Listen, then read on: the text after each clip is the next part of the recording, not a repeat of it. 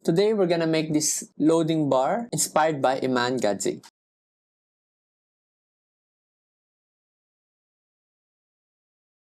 I have my reference, as you can see, and then I have my 4-leaf clover and my clock. First, let's create our background. So let's make a new group, Command-Shift-N. Let's drag that below. Turn off our reference. So add object, generators, and then color solid. Change that to black. Then let's add another object, add object, generators, and then gradient. Change this color to black and then the other one to white. Let's adjust the gradient.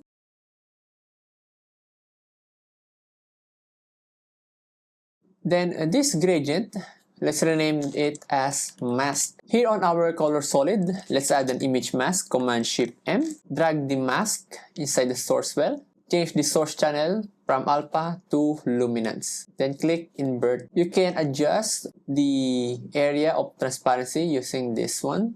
So we can have something like this one. Let's group them, Command-Shift-G. Then let's rename it as BG. Now let's create our bar or loading bar, which is this one, which is blue and red. Press B on your keyboard, then make a line. Turn off fill. Change the color of the outline from white to blue. And then increase its width, say 65. Go to the start cap and end cap, change that to none. Then go to behaviors, because we need to animate this one. Then shape right on.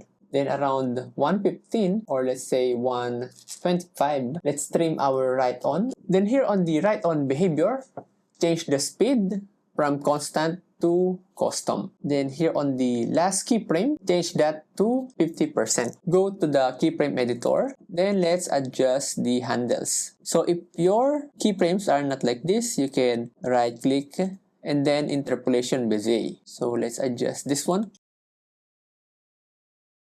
Then let's rename this as blue loading. We just need to duplicate this one and then rename this as red loading. Then we need to adjust its in position in the timeline. Then of course change the color. Then here, so you can see that on the right on last keyframe, we need to change this 50% to 100%. Then let's drop this red loading below the blue loading so that we have this line. Next, let's create the outline, which is this one, the white outline. To do that, let's make a rectangle. Press R on your keyboard and then something like this one. Let's center it up. Let's also center our blue and red loading. Then here on the rectangle, but before that, let's turn off the clock and lip. So here on the rectangle, go to shape, geometry, and then let's add some roundness. After that, go to filters, stylize, and then crystallize. Then we need to change the size to the lowest number, speed to 0, smooth, turn that off, and then feathering to 0. Because if we look closely at our reference, you can see that it's jagged like this one. Now, the next thing we need to do is just duplicate this rectangle. Next is let's change the size of this shape, our rectangle. So go to the shape geometry, then adjust the width and height. Then this rectangle, the duplicate one, let's rename it as mask. Then go to our main rectangle, add an image mask, Command-Shift-M. Drag the mask inside the mask source. Then here on the mask blend mode, you can just select subtract, or if you want, you can just leave it to add and invert mask. It will do the same. So let's adjust our mask a bit. Now this rectangle, let's duplicate it again, Command-D, drop it below. Let's rename it as mask loading because we will use it as a mask for our blue and red loading. Turn off the mask in here and then the filter, which is the crystallize. Then our blue and red loading from earlier, let's group them, Command-Shift-G. Then let's rename it as loading bars. Let's add an image mask, Command-Shift-M. Let's drag the mask loading to the mask source. If we scrub through our timeline, so we have this animation. We just need to adjust our loading bar. Okay, so let's do that. So as you can see, our loading bar is quite small, so we just adjust its width. After that, we're now going to make this animation. So this lock and timing. So turn on our 4-leaf clover and our clock. This 4-leaf clover, let's put it in a group, Command Shift N, and let's do the same for our clock. Now our groups, let's add some behavior. So go to behaviors, basic motion, and then move. Then around 115, let's trim that move behavior. Then go to the move behavior, change the direction from to from, then speed to is both. Then go to the first frame, and then let's set this one to around like this. And then our leap, so remember this one, let's set its final position like this. So if we look at our animation, so we have this incorrect. Let's adjust again this move position. Okay, so this is the correct or what we are looking for. Let's adjust it a bit. Then this move behavior, let's copy this to our clock. Okay, same from earlier, let's adjust it. Then let's adjust the timing of the clock. So let's move it in our timeline. It should appear when this red color appears. So let's adjust this one. Let's drag it around here.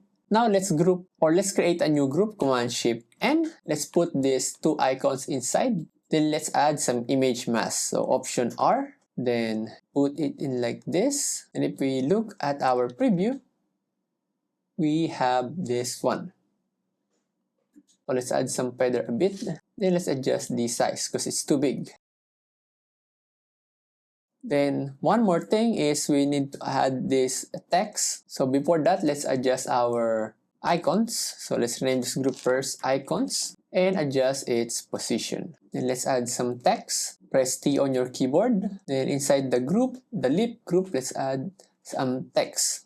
Press T.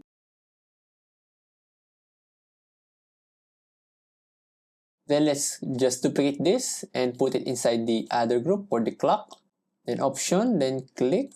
And then let's adjust its position and change its content. Look at our reference. So we have this one.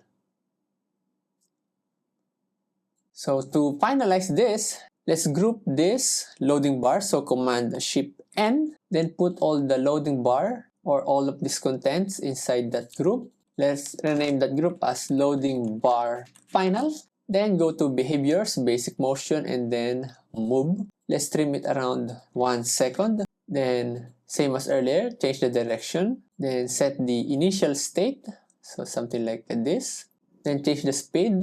And one more thing, let's add some fade in and fade out. So behaviors, basic motion, fade in and fade out. So this is how to make that loading bar inspired by Iman Gadzhi. Thank you and see you again next time.